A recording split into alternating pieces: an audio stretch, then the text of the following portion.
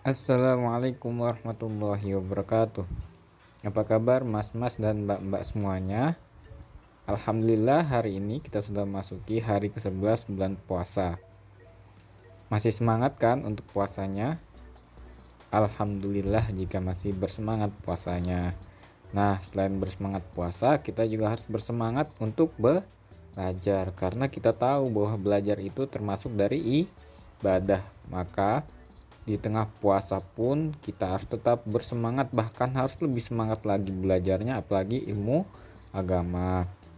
Nah, hari ini kita akan mempelajari tentang kitab yang sering kita baca. Ya, apalagi kalau bukan kitab suci Al-Quran. Nah, pada kesempatan kali ini sesuai dengan judul yang ada pada video ini, kita akan mempelajari tentang fungsi dari Al-Quran. Nah, apa kamu tahu bahwa Al-Quran diturunkan kepada Nabi Muhammad SAW dengan berbagai macam fungsi? Nah, kalian tahu nggak sih kalau misalnya Al-Quran itu tidak hanya untuk kita baca saja, tapi tidak ada fungsinya. Nah, sebagai kitab suci dari umat Islam, tentu Al-Quran memiliki fungsi. Nah, apa saja fungsinya? Yuk kita pelajari bersama. Jadi, Al-Quran memiliki beberapa fungsi, yaitu pertama, asyifa. Siapa yang tahu artinya asyifa? Benar sekali. Asyifa artinya obat. Nah, terus yang kedua ada al-huda. Apa itu al-huda? Al-huda artinya petunjuk. Nah, jadi di sini selain fungsinya sebagai asyifa, tapi Al-Quran juga sebagai al-huda. Lalu yang ketiga ada Al-Furqan. Apa itu Al-Furqan? Sama seperti nama yayasan kita ya, Yayasan Al-Furqan. Al-Furqan artinya pembeda. Nah, apa sih maksud dari ketiga manfaat ini? Ada asyifa, ada al-huda, ada al-furqan. Nah, kita pelajari ya. Pertama, ada asyifa. Nah, apa sih asyifa maksudnya? Obat tadi ya, obat. Nah, maksud dari obat itu apa? Nah, bukan berarti obat yang biasa diminum ya kalau kita sakit, bukan itu maksudnya ya. Tapi asyifa atau obat yang ada di dalam Al-Quran atau fungsi Al-Quran yaitu yang pertama obat penawar jiwa yang gelisah.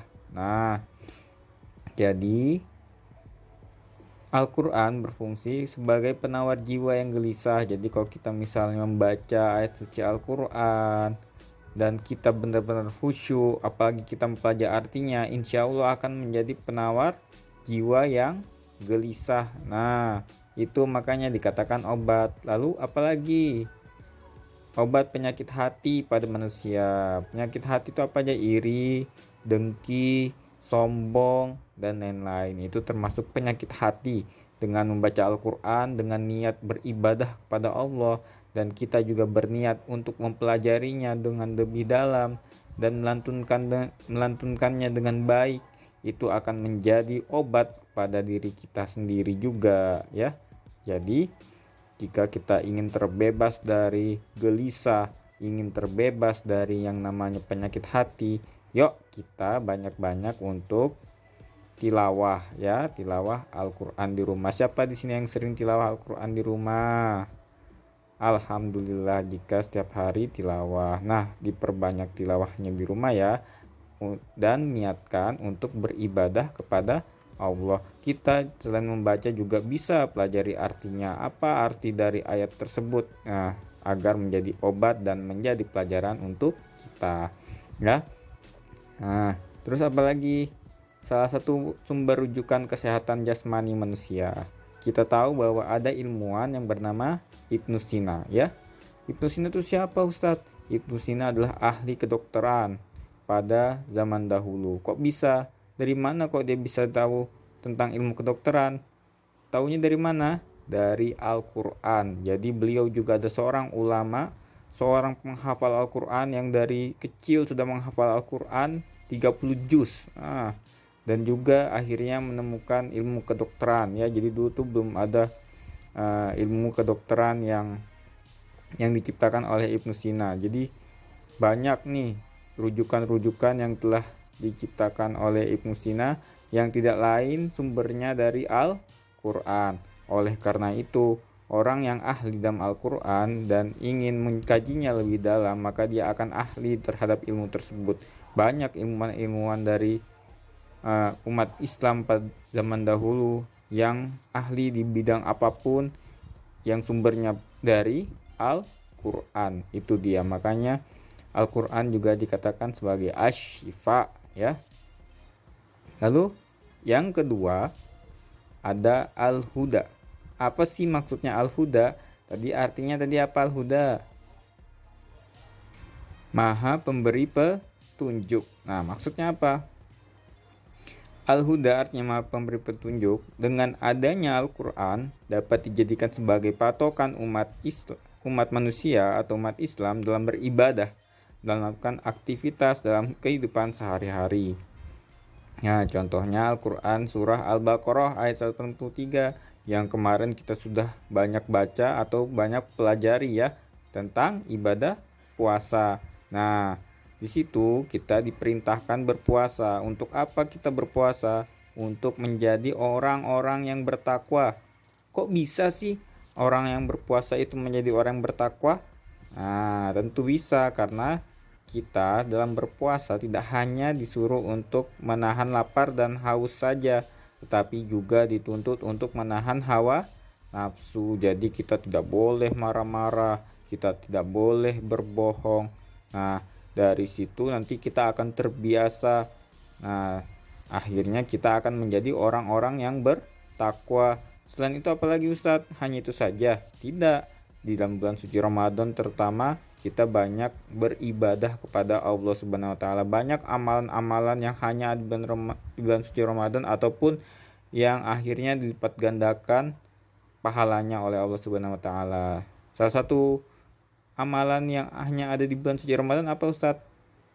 Yaitu sholat sunnah taraweh yang biasa kita lakukan setelah sholat isya. Nah, itu harus kita lakukan dengan niatan tidak hanya untuk melakukan hal tersebut tanpa ada manfaat, tapi untuk meraih ridho Allah Subhanahu wa taala. Itu yang harus kita tekankan dalam beribadah agar kita menjadi orang yang bertakwa sesuai dengan harapan dari Quran surah Al-Baqarah ayat 183. Jadi ada manfaatnya kita berpuasa, tidak hanya untuk menahan lapar dan haus, karena banyak orang yang berpuasa tapi hanya mendapatkan lapar dan haus saja, tidak mendapatkan apapun selain itu. Nauzubillahi min zalik ya. Nah, terus kemudian manfaat fungsi ketiga dari Al-Quran yaitu Al-Furqan ya. Apa itu Al-Furqan? Al-Furqan tadi dikatakan maha pembeda. Maksudnya apa Ustadz? Nah, maksudnya adalah Al-Furqan itu membedakan mana hak dan mana yang batil dalam kehidupan sehari-hari. Contohnya tentang hak para kaum duafa terhadap harta yang telah sampai nisabnya. Nisabnya itu maksudnya perhitungan minimalnya. Jadi misalnya harta emas berapa nisabnya, jadi harus dikeluarkan zakatnya itu karena hak-hak dari kaum duafa ya. Jadi agar mereka juga bisa merasakan apa yang kita rasakan ya. Dan juga hal-hal yang batil, hal-hal yang dilarang oleh Allah Subhanahu wa taala itu juga ada di Al-Quran. Oleh karena itu banyak sekali yang kita harus ketahui karena fungsinya sangat banyak. Ada sebagai obat, ada sebagai petunjuk kita, petunjuk apapun, kayak misalnya kita berinteraksi dengan orang banyak itu seperti apa, ilmu-ilmu pengetahuan yang misalnya ada api di dalam air itu juga ada ternyata di dalam Al-Quran, dan kita tahu bahwa turunnya itu sebelum ada peralatan canggih yang bisa membuktikan hal tersebut. Orang dulu pasti nggak bakal percaya ya ada api di dalam air, gimana ceritanya, tapi ternyata itu semua terbukti dengan adanya Al-Quran. Itulah salah satu dari fungsi Al-Quran yang memberikan kita petunjuk, memberikan kita obat dan sebagai kitab yang mengetahui mana hak dan mana yang batil oleh umat Islam. Jadi oleh karena itu, yuk kita perbanyak untuk mempelajari Al-Quran lagi. Kita sama-sama mentadaburi Al-Quran, kita sama-sama untuk mempelajari Al-Quran, kita baca artinya itu apa, asbabun nuzulnya, sebab dari turunnya ayat tersebut apa. Insya Allah nanti semoga dari siswa-siswa mas-mas dan mbak-mbak dari SDIT Asidik ini ada yang akan menjadi ilmuwan dan akan menemukan sesuatu dan juga akan menjadi ulama-ulama yang besar. Amin, amin, Allahumma amin ya. Jadi kita manfaatkan Ramadan tahun ini dengan sebaik-baiknya agar kita menjadi orang yang bertakwa. Oke. Nah, untuk tugasnya silahkan mas-mas dan mbak-mbak mengamati dan menuliskan dalam keseharian yang ditemui, yaitu fungsi dari Asyifa, Al-Huda, dan Al-Furqan. Nah, jadi apa Asyifa tuh contohnya apa yang biasanya kita temukan? Terus Al-Huda, terus Al-Furqan tuh apa? Silahkan mas-mas dan mbak-mbak tuliskan contohnya apa saja, lalu nanti bisa difoto dan dikumpulkan ke masing-masing wali kelas. Fahim tuh? Fahim, alhamdulillah ya. Ustadz Suri akhiri pada kesempatan kali ini, tetap semangat dalam menjalankan ibadah suci di bulan Ramadan. Wassalamualaikum warahmatullahi wabarakatuh.